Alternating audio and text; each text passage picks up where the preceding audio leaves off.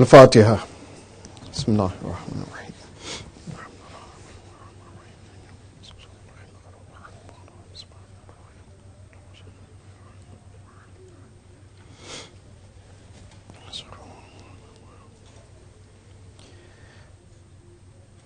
أعوذ بالله من الشيطان اللعين الرجيم. بسم الله الرحمن الرحيم. الحمد لله رب العالمين الولي الحكيم، ثم الصلاة والسلام على سيدنا ونبينا وحبيب قلوبنا أبي القاسم المصطفى محمد.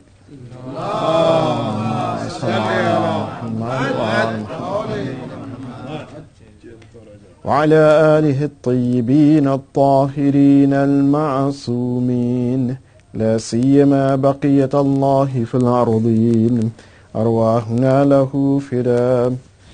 أما بعد، فقد قال الله سبحانه وتعالى في كتابه الكريم: بسم الله الرحمن الرحيم.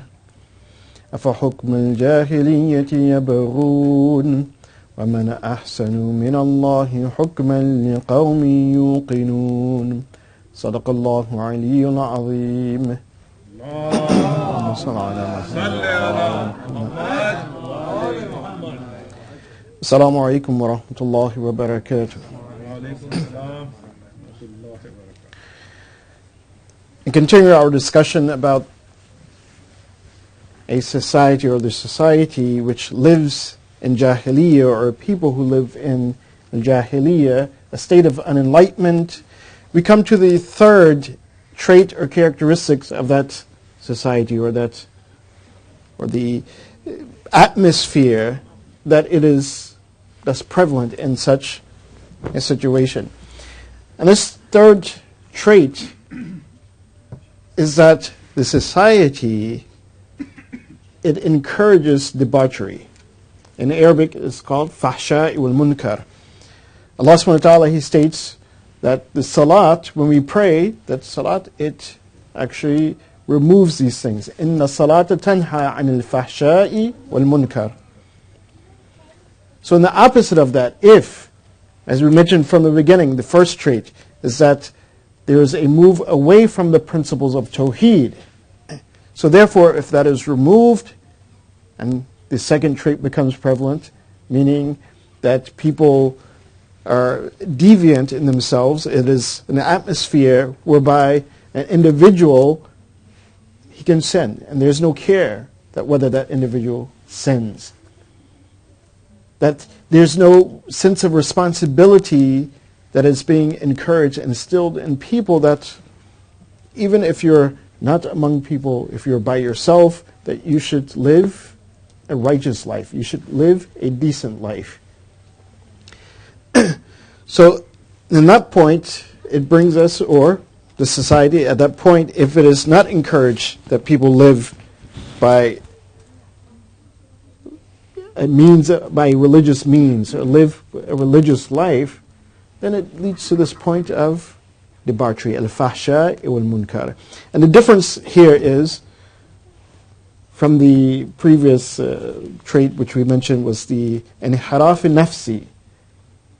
So inhiraf nafsi, meaning that the person by himself or herself, that because they have no sense of a divine presence in their life, so that person cares nothing, does not observe their salat, does not observe things which Allah subhanahu wa ta'ala wants him or her to do. But whereas al-fahsha wal munkar, meaning that the society encourages these actions, this is on a grander scale. And you could say that the difference is, the first one is on a micro level, individual and micro level, and the first is on a macro level. That the society in itself is encouraging these type of things. To give you some example for this, and particularly in the Quran, that how on a massive scale that things can go awry. Or at least the example I'm giving we find it in the Quran, and particularly in the story of Hazrat Sulaiman and Bilqis, that when we look at Bilqis, that when Prophet Sulaiman, he was going towards the kingdom of Bilqis. Of course, he wanted to enter into that city, into that kingdom, and bring them the good tidings of the revelation. That Allah subhanahu wa ta'ala, that He has ordered mankind to live in a certain way, to conduct themselves in a particular manner, to govern themselves also in the best of manners. And while Bilqis, she was not Muslim, we know this from the story, but later she did become Muslim. She accepted the revelation, she accepted the prophethood of Sulaiman. But nonetheless, before that period, she ruled her kingdom. And based on some of the commentary, says that, yeah, they worship their idols, or they worship the stars and these type of things. And that was their religion. And that's what they had maintained. And they thought that whatever it was, this was the best for them. But nonetheless, when they heard about Sulaiman coming into their kingdom, and before he went, he stayed on the outside and he sent a messenger. So Bilqis, her reaction was that, no, we're going to fight Sulaiman. She gathered her army. She says, no, we will fight them. We will not allow them to come in. But what was the philosophy? And what was her thinking? Of course, before she was presented with the revelation, she only knew the idea that, okay, well, Sulaiman is coming. And of course, Sulaiman, at that time, knew that he was someone, he was a king. He had a vast kingdom even before coming in. So her idea, her thinking was such, as Allah subhanahu wa ta'ala, Allah subhanahu wa ta'ala, He states in the Quran, قالت, and Bilqis, she's speaking, she says, قالت إن الملوك إذا دخلوا قرية أفسدوها وجعلوا أعزة أهلها أذلة وكذلك يفعلون. That the statement of Bilqis, she says that, well, the norm is, and particularly at that time, and we also see it this time as well, the norm is that if there's someone who has power, if there's someone who's a king, if there's someone who is in a position of authority, that when he enters into a city, into a place, afsaduha, he brings corruption. He destroys that which is considered the norm of that time. So he corrupts the city. And he takes the people who are in the position of power, those people who have dignity and honor in that city, in that town, and he makes them the lowest of low. And so her thinker says, وَكَذَلِكَ يَفْعَلُونَ. And that's what Sulaiman wants to do.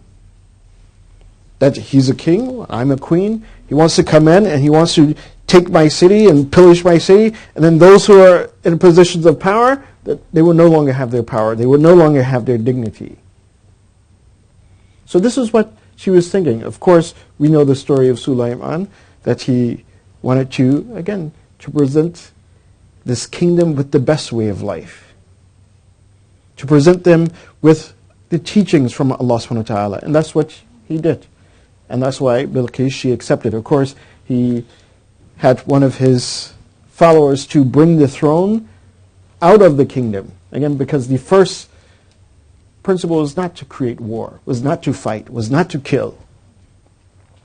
But to avoid war, avoid killing, and to deliver the message of Allah subhanahu wa ta'ala. And this is why the follower of Hazrat Sulaiman, he brought the throne to Sulaiman. And when he brought the throne to Sulaiman, he gave the message. He delivered the revelation from Allah subhanahu wa ta'ala. Avoided war and delivered the message. And Bilqis, she accepted. She went back to her kingdom. The message spread in that kingdom. But Allahumma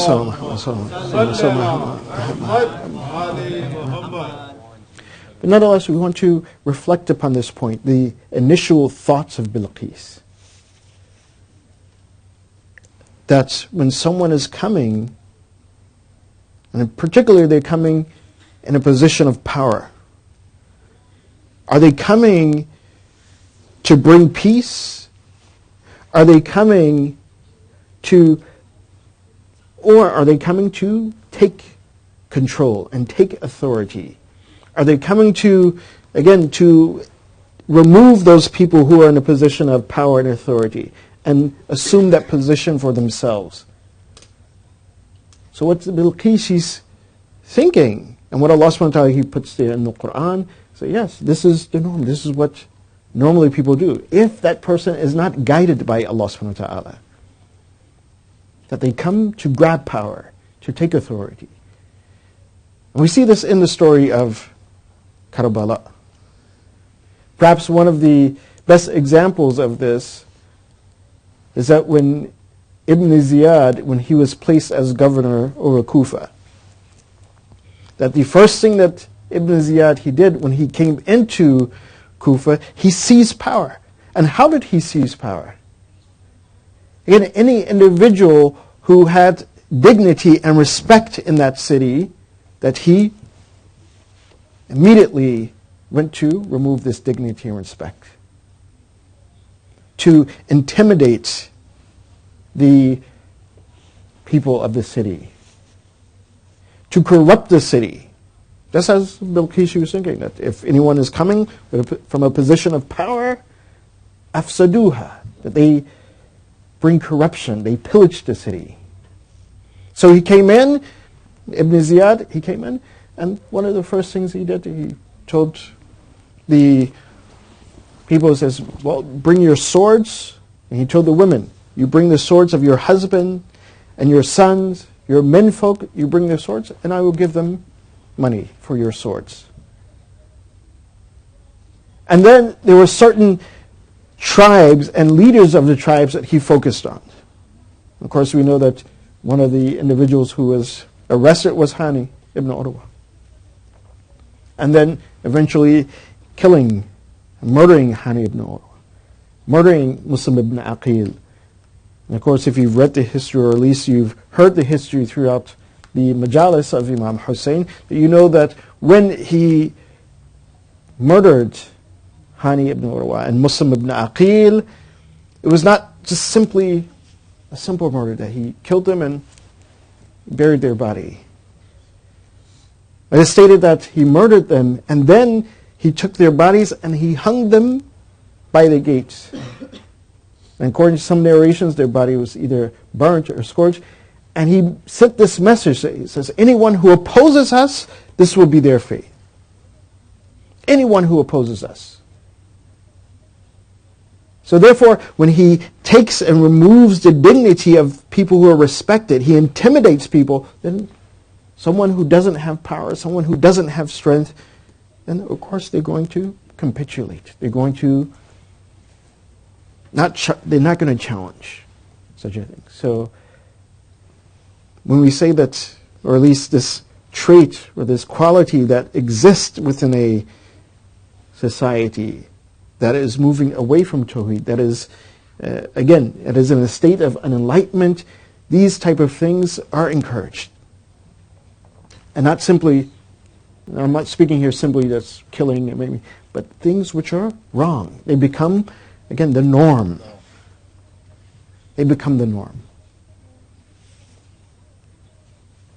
One example I guess we can at least bring from our own history here, there was a period, this period is called the period of prohibition. At one point, alcohol was allowed, but when people, they realized that on one hand, alcohol, the effects of it, it was prohibited. It was outlawed.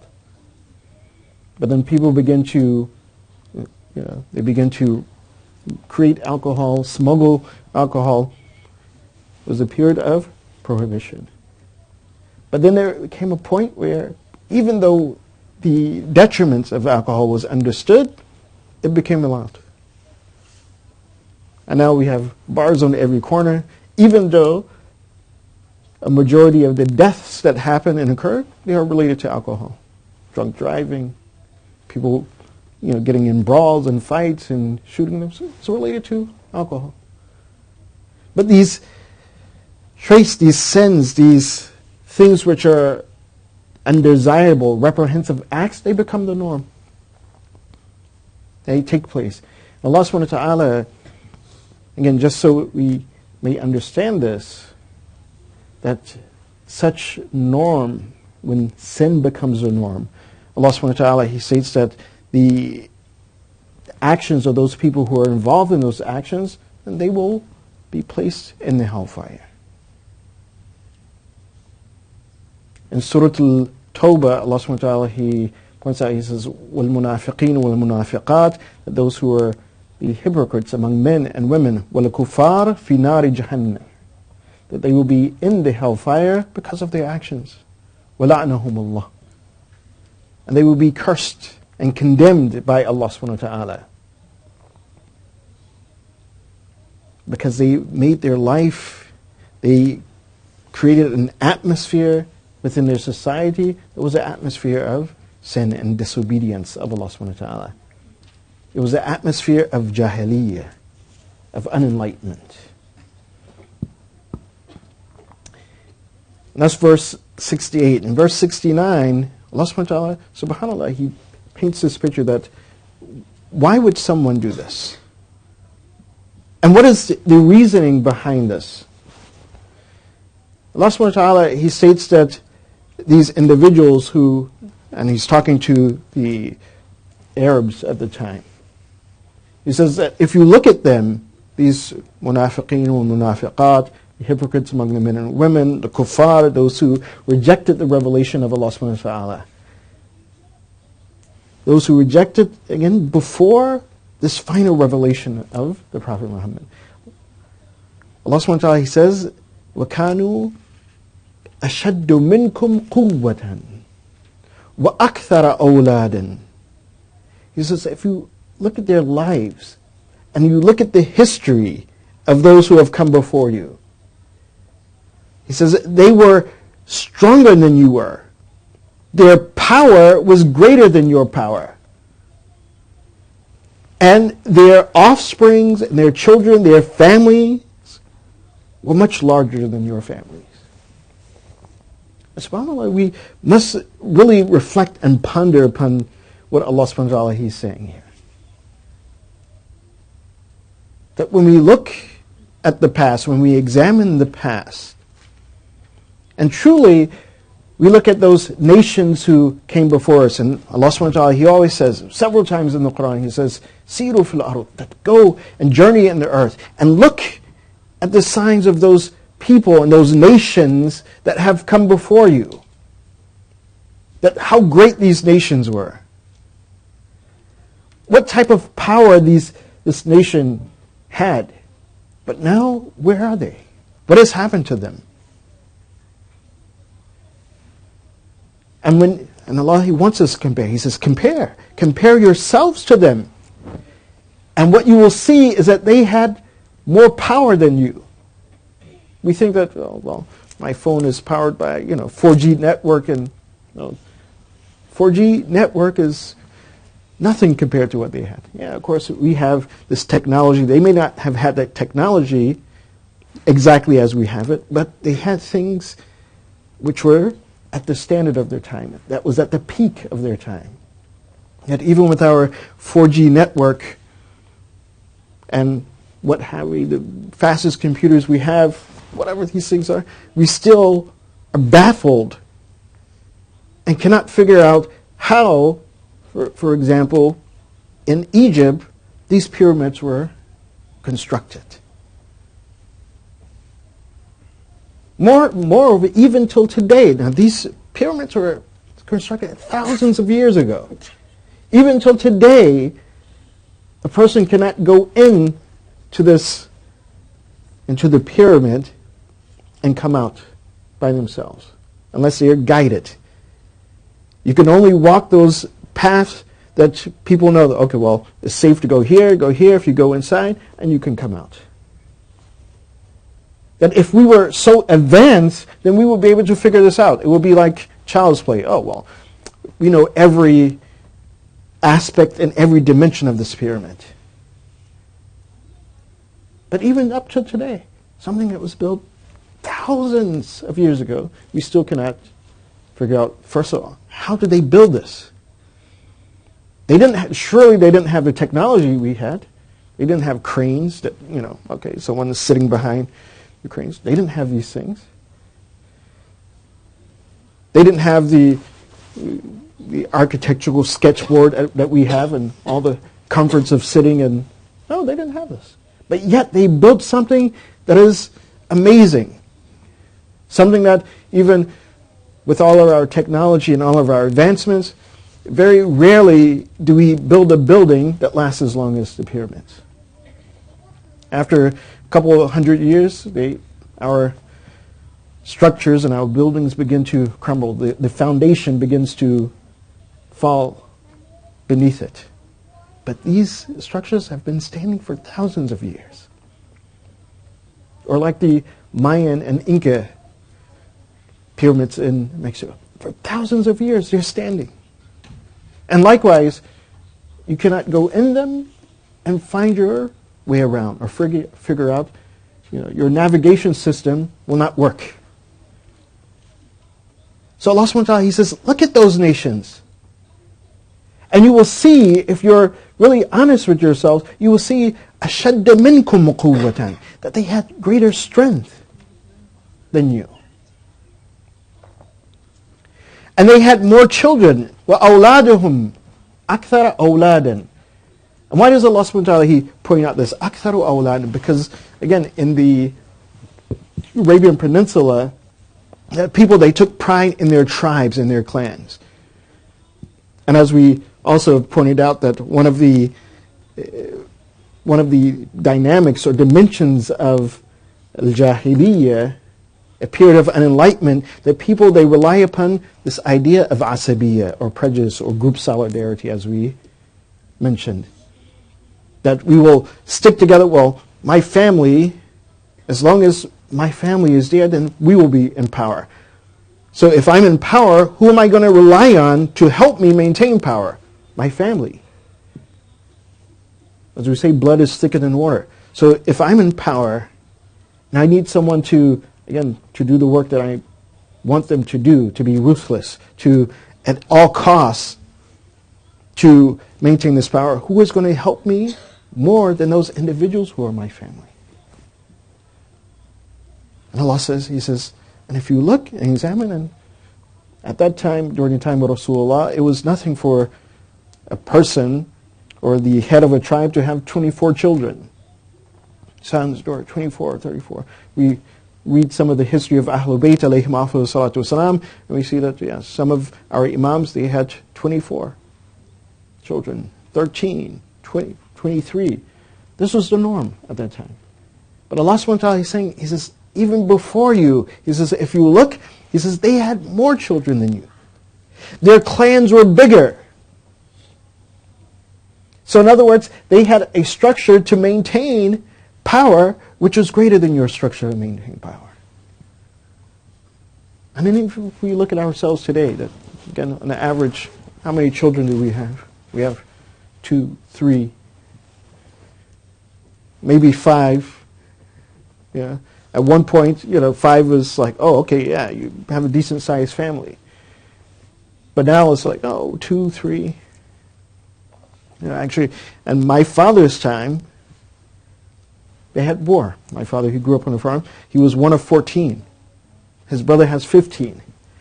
At that time, it was nothing. Why? Because, people are on the farm. They have 15 children. They have 14 children. This is the norm.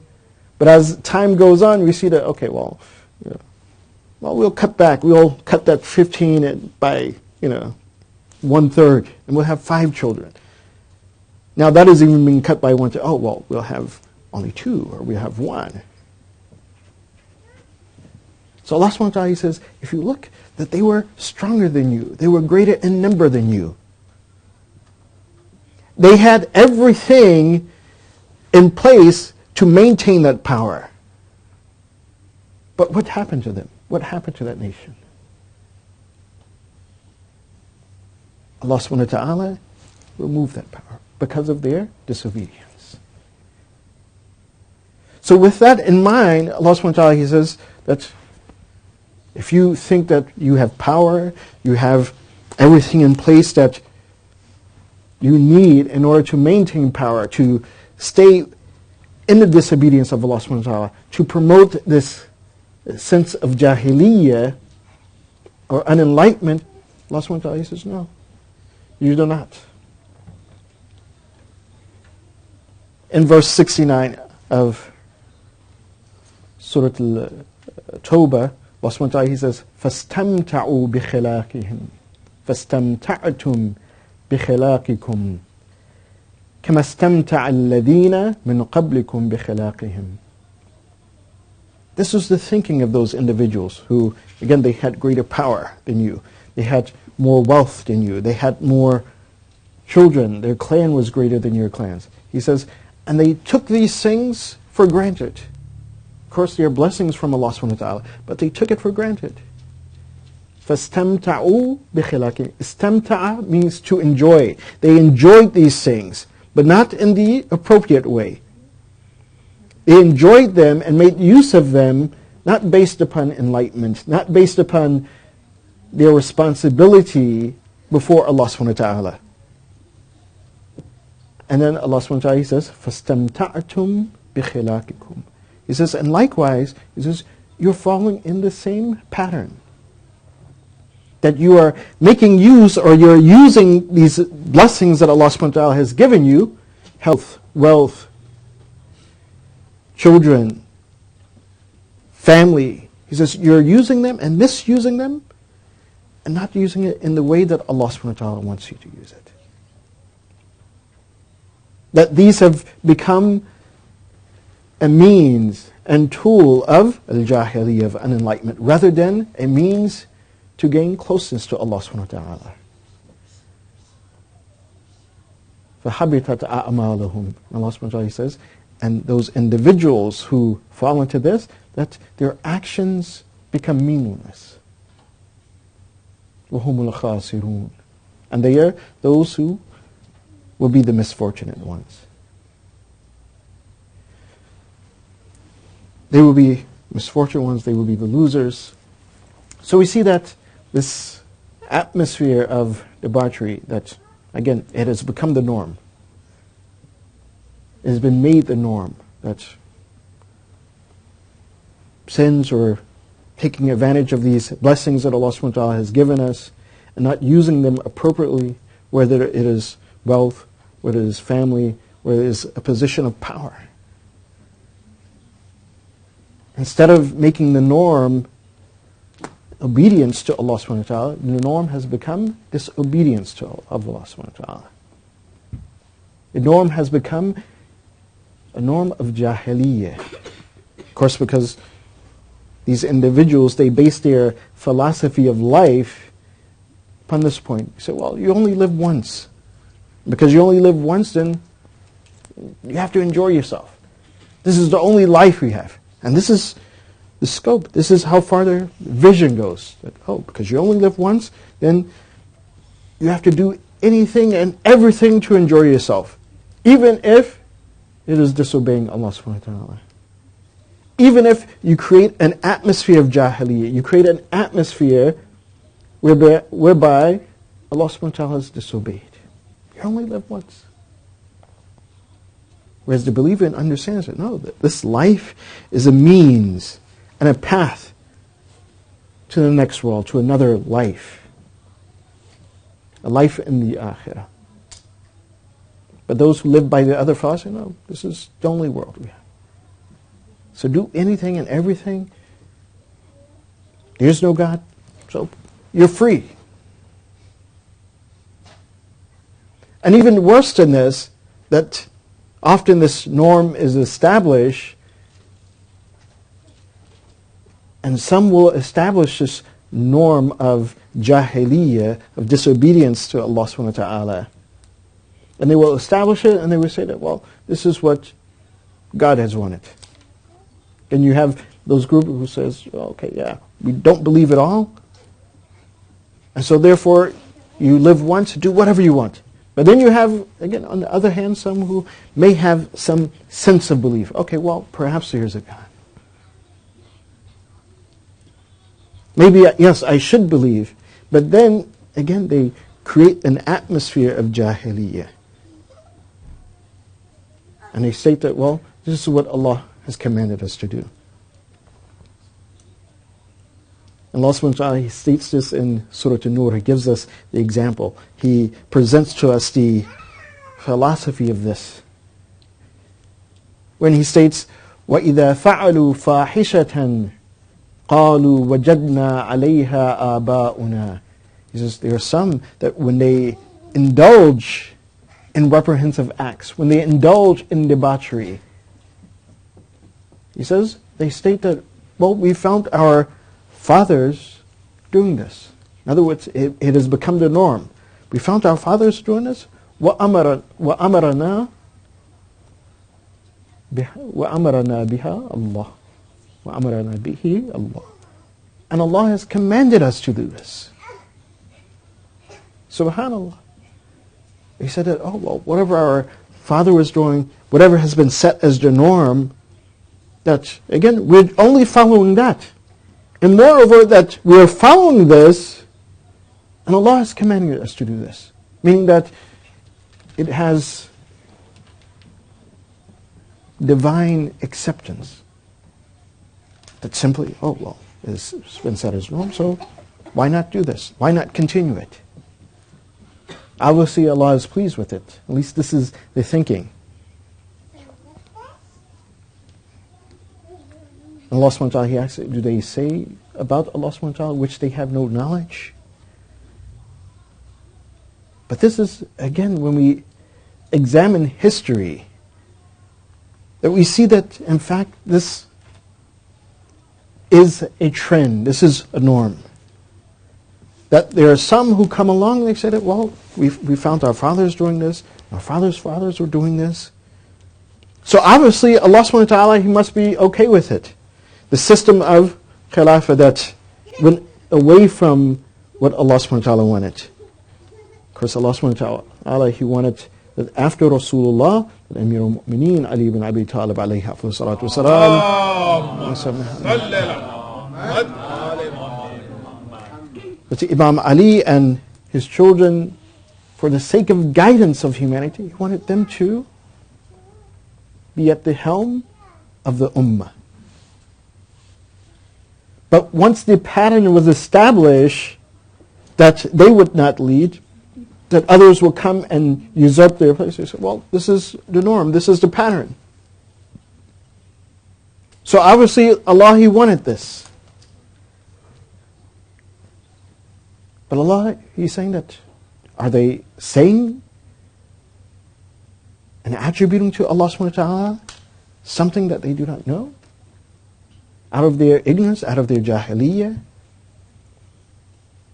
And again, subhanAllah, we see this time and time throughout history. And this particular pattern, again, it's not limited to Muslims, non-Muslims. Give you, again, another example from our history, the Western history, the idea of manifest destiny. In fact, there was once an email reached me, someone who's asking the question, well, why do Muslims you do jihad and you want to take over the world? And you say that Allah is telling you to take over the world. So this question was posed to me, and it may be posed to some of you. Of course, there's these misconceptions about Islam, unfortunately, because we have some, again, based on this idea and this thought that, oh, well, we have to go and we have to fight in this country and fight in that country and, run this country. Again, our example is the Prophet. Our examples are the prophets and the imams. That their initial step was not war. This is why Sulaiman, he did not, again, begin and enter in war with Bilqis. No, bring her throne. Let me deliver the message. Let me deliver the message. Let me prove, again, by the way that I live, by the way that I walk, I talk, I interact with people, that this is the best way of life. The Prophet did not start wars. No, this is, again, through his actions, he showed that this is the best way of life. Yes, war was something that is in the final stages.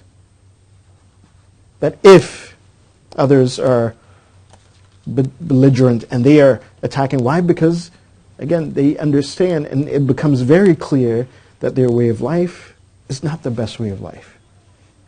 And people will naturally incline to that which is right, that which is righteous, that which is just. So if people are living in a state of injustice, when they see a place that is just, they're going to naturally incline towards that. So of course, those who are oppressing and who are tyrants, they're going to want to destroy this because they will lose power. They will lose power. So the question is, well, why do Muslims have this idea that you should be the ones who are fighting off other people and establishing your rule? So my response was that, well, this is not the idea of Islam. The idea of Islam is to establish justice and to live by a code of justice. To live by a code of justice. And to live by a code of justice, you cannot just start wars with people. To live by justice, again, you have to bring about understanding. And then if you begin to live by justice, if you begin to establish justice, of course, people will want to destroy it. Especially those who do not live their lives in a just manner. Especially those who maintain power through injustice. Through corruption. Exactly, through corruption. And then they justify that corruption through religious means, because that was part of the question. That, oh, well, you guys, you justify this through your religion. I said, no. I said, you have some people who do, but that is wrong. And then my question, I said, so I pose a question as well. So explain for me this idea of manifest destiny. And I guess if you've gone to school here, you know what manifest destiny is. Manifest destiny was this idea that, oh, well, the colonizers who came in America, they said, oh, well, we have to rule this country.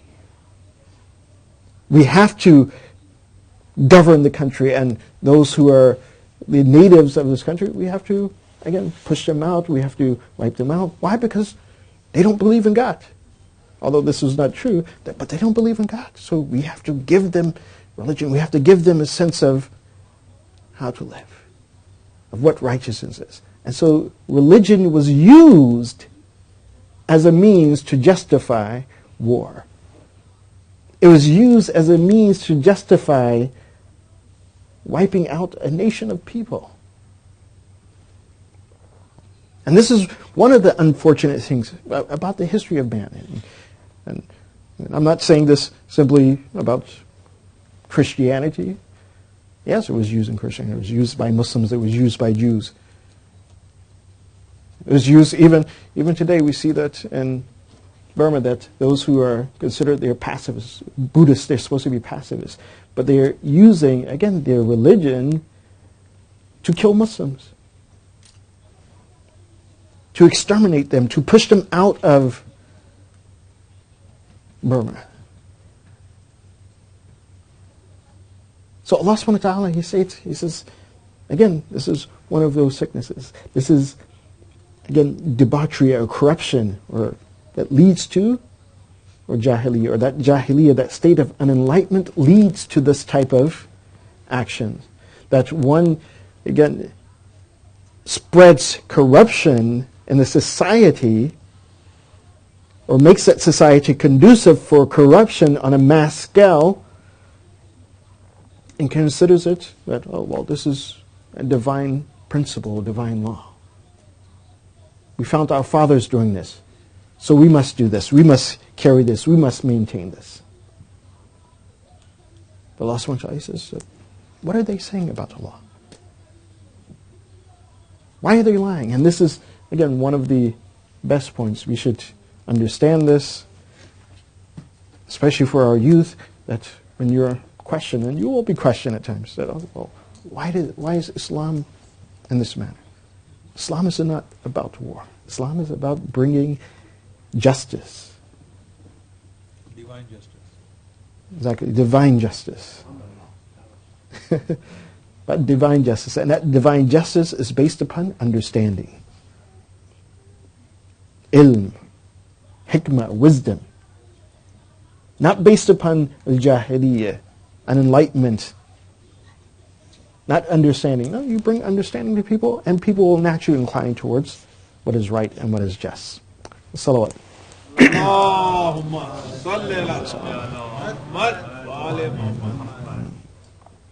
So this, again, the third trait, which is a trait of debauchery, that these type of things are encouraged within society. This sets in a state of jahiliyyah, or unenlightenment. This debauchery, as we see when we read the Quran, there are several places where Allah subhanahu wa ta'ala, He speaks about this fahsha wal munkar. He says, on one hand, this fahsha wal munkar, it is oppression to the self.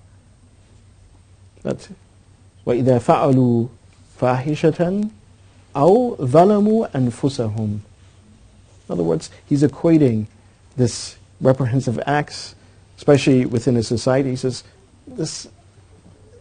these acts which are reprehensive, this debauchery, he says, it turns back on the people. It destroys themselves. In another verse, Allah subhanahu wa ta'ala, He states that, He tells the Prophet, He says, tell the people, He says, قُلْ إِنَّ رَبِّي حَرَّمَ إِنَّمَا حَرَّمَ رَبِّي الْفَوَاحِشَ مَا ظَهَرَ مِنْهَا وَمَا بَطِنَ. That those things which are reprehensive, those things which are disliked, whether they are apparent or unapparent. Of course, there are some acts of debauchery, some acts which are reprehensive and bad, which are very apparent. Again, of course, as Muslims, we understand that, for example, drinking alcohol, using drugs, that these are acts which are bad. They're clear and evident. That one doesn't have to say or prove this. At least we understand this. Or we should understand this. But even there are things which are not so evident. Those things which are not so evident, but because they are reprehensive acts, these are acts that Allah subhanahu wa ta'ala are displeased with, that even those things we should abstain from. Those things we should abstain from. To give you one example, and this is a real example that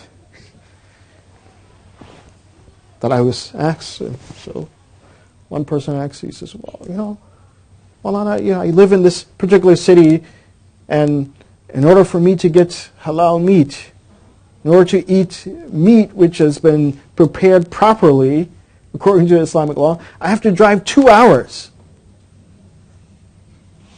And sometimes I'm tired. I work during the day, and when I don't feel like driving 2 hours just to get meat. So is it okay that I go to any grocery store and just pick up the meat and say Bismillah and have the meat?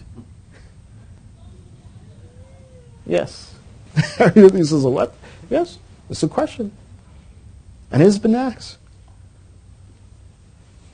So he said, well, this meat is like any other meat. It's just been prepared. We just say Bismillah and eat the meat. Is it okay? Or that, I can only eat organic chicken. My chicken has to be raised organic. And there are no halal organic chickens. So can I just go and eat or take the organic chicken that has been, again, not slaughtered according to Islamic law? But these are justifications that we're trying to bring about. Acts which, it's not as, at least for some, it may not be as clear-cut as the alcohol They said, well, it's meat. And it's killed by, maybe a Christian or a Jew. It's kosher. It's kosher. And that was, the Jews, when they killed their meat, they also pronounced the name of God on it. They say the name of God and they slaughter it. It's kosher, so the name of God has already been pronounced upon it and slaughtered. So why not? Why not have the kosher organic meat? Or partake of the kosher and I don't have to drive 2 hours to get meat. Again, this is something that when we know that Allah subhanahu wa ta'ala, He wants us to observe a certain way of life. He wants us to live by a certain code, a certain practice. Then we should observe that. We should observe that. Or, for example, maintaining our ties and our relationships. This is another thing that, again, as Allah subhanahu wa ta'ala, He says that those in Surah An-Nur, that He says you have some who want to divide you. He wants to divide the brotherhood and unity of Muslims. Oh, well, we're from this group and we're from that group, we're from Pakistan, we're from India, we're from Iran, rather than coming together based, again, on what Allah subhanahu wa ta'ala wants you to come together. Based on the principles of Tawheed, La ilaha illallah, based on the prophethood of the Prophet Muhammad sallallahu alaihi wasallam. Based on the walayat of the Ahlul Bayt alayhim afdhalu salatu wasalam. And sometimes we may not be aware of these things. Oh, well, we need to have our center and not having a relationship with other centers. No, subhanAllah, it's okay. Have multiple centers, but they need to be united. There needs to be some interaction. And again, based upon the teachings of Ahlul Bayt, based upon the teachings of the Quran, based upon the teachings of the Prophet, based upon the teachings of Ahlul Bayt. But often we'll settle into our modes that, well, we have our center and they have their center, and, although in both centers you're making the salat, in both centers you have your programs for Ramadan, both centers you remember Ahlul Bayt alayhim afdhalu salatu wasalam, but we think, they don't remember the Ahlul Bayt the way we remember, or we do it this way and they do it that way, so we don't need to establish any relationship. MashaAllah, if you have a large city, you need more places where the mu'mineen can go, this is fine. But there must be connections, there must be ties, there must be some sense of unity. Some sense that, if my brothers in this center, that they're facing some difficulties and I can help them out, then I help them out, we help them out. If we're facing difficulties, they can help us out. Rather than having severed ties.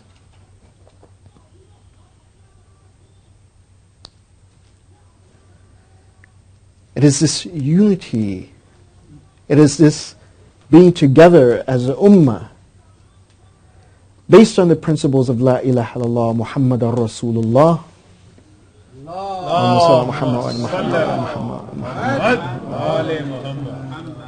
This is what the sacrifice in Karbala was about. This is why Imam Hussein, he went forth to sacrifice himself. His companions went forth to sacrifice themselves. His Ahlul Bayt, they went forth to sacrifice themselves. This is why the Ahlul Bayt endured the tragedy and the pains that occurred after the day of Ashura. This is why they endured that pain, and of course, as we know from the words of Imam Zayn al-Abidin alayhi afdhalu salatu wasalam, that the most difficult and most painful moment in this whole event, he said, it was not in Karbala. was not in Karbala when the men, they went forth and they sacrificed themselves. He says they were doing their duties. They were defending Islam. They were defending the dignity of Muslims, of someone who said, La ilaha illallah Muhammad Rasulullah. And they gave their lives for this. He says the most difficult moment, he says, Asham, Asham, Asham. He says it was Damascus. But why Damascus? Why was the tragedy of the caravan so great in Damascus? Even not when the caravan was taken to Kufa, but in Damascus. Why? If we examine this, we see why. That at least in Kufa, and this is explained also in the words of Rahman. He says in Kufa, he says the people who are Muslims, who gave their shahada, they knew who we were. They knew who the Ahl Bayt were.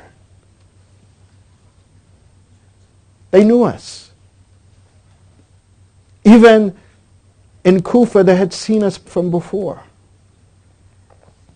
He says, but in Damascus, while people claim that they were followers of the Prophet, while people claimed, La ilaha illallah Muhammad Rasulullah, there were among them people who had not seen Rasulullah, nor had they seen the family of Rasulullah. So the people, the majority of people, they did not know who the family of the Prophet was. Although they had recited the Quran, they had heard the Quran, إِنَّمَا يُرِيدُ اللَّهُ أَن يُذْهِبَ عَنْكُمُ الرِّجْسَ أَهْلَ الْبَيْتِ. That Allah, He wants to purify the household of Rasulullah, but they did not know who the household of Rasulullah was. There was one man who we mentioned him yesterday, Sahl ibn Sa'ad.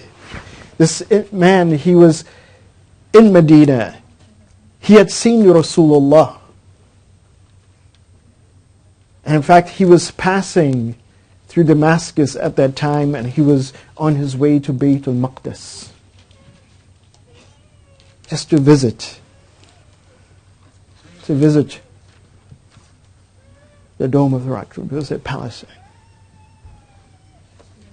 And he stated that when he was passing, he saw that Damascus, that there had been lights and the city was decorated and people were in a state of celebration. And he was wondering that, is there an Eid? That what celebration is this in Damascus that I don't know about? Is there an Eid that the people of Sham have that I don't know of? That I have not heard from Rasulullah? Because he saw the Rasulullah, he heard the hadith of Rasulullah. He says that, what is this?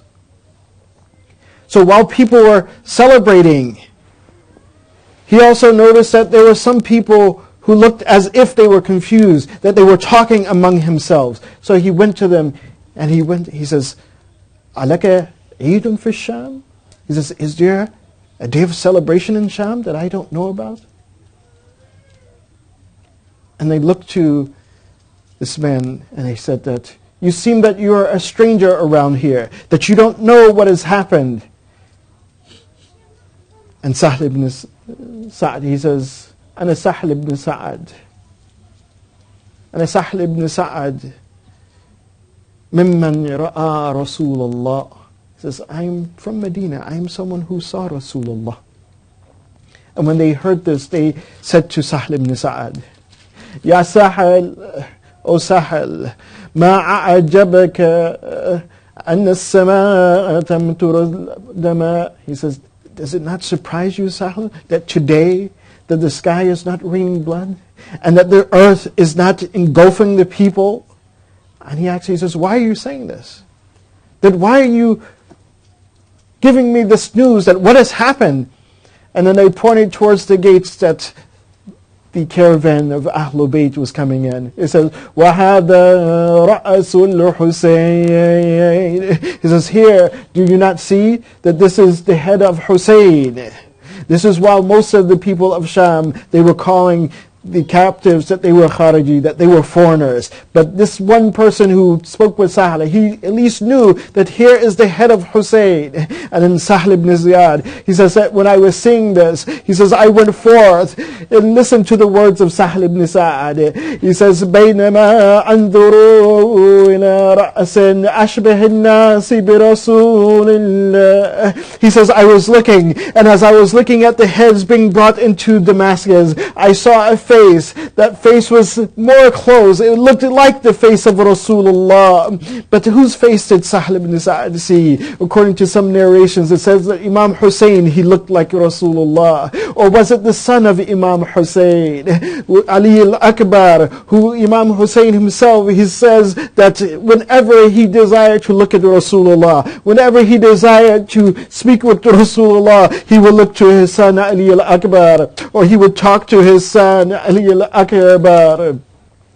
But Sahl did not say, he just said that he saw a face that looked like the face of Rasulullah, because Sahl ibn Sa'd, he was one who saw Rasulullah. He heard the voice of Rasulullah during his time. And as Sahl ibn Sa'd, he was looking at the scene, he says that he saw one girl and she looked like she was in need. So he went over to her and he gave her her salams. He says, Man anti ya jariya, that who are you, my young girl? And then she stated, Ana Sukaina, I am Sukaina, I am the daughter of Imam Hussein. And so Sahl ibn Sa'ad, he said to Sukaina, he says, Wa ana Sahl ibn Sa'ad, I am Sahl ibn Sa'ad, I am from among those people who saw your grandfather Rasulullah. I am from among those people who heard the voice of your grandfather Rasulullah. Tell me, that what should I do for you? How can I help you? So Sukaina, she told Sahl ibn Sa'ad, he says, go. He says, to go and tell the one who is carrying the heads upon the spears to take the heads of our shuhada and take them in front of us. That because the women and the children, they were in between the heads. They had some heads forth and the women and children in between. Sukaina, she said, tell him to take the heads before, so that people will look at the heads of our shuhada. وَلَا يَنْظُرُونَ إِلَىٰ حَرَمِ Rasulullah, and they do not look at the women folk of Rasulullah. So Sahl ibn Sa'ad, he went forth to grant this request of Sukaina. Inna lillahi wa inna ilayhi raji'un. وسيعلم الذين ظلموا وأي منقلب ينقلبون. اللهم بحق هذه المجلس الحسينية اغفر ذنوبنا واستر عيوبنا وقضي حوائجنا واشفي مرضانا وارحم أمواتنا وعجل فرج مولانا صاحب العصر والزمان واجعلنا من أعوانه وأنصاره والمستشهدين بين يديه وتحت لوائك. O Allah, by the blessings of this majlis for Imam Hussein, this commemoration and memory of Imam Hussein, forgive our sins, cover our shortcomings, grant us our needs, our hajat, cure our ill ones, those who are sick among us. Have mercy upon our deceased ones, and hasten the reappearance of Imam Zaman, and make us among his helpers, his companions, and those who sacrifice their lives for him. Wa akhir da'wana anil hamdulillahi rabbil alamin.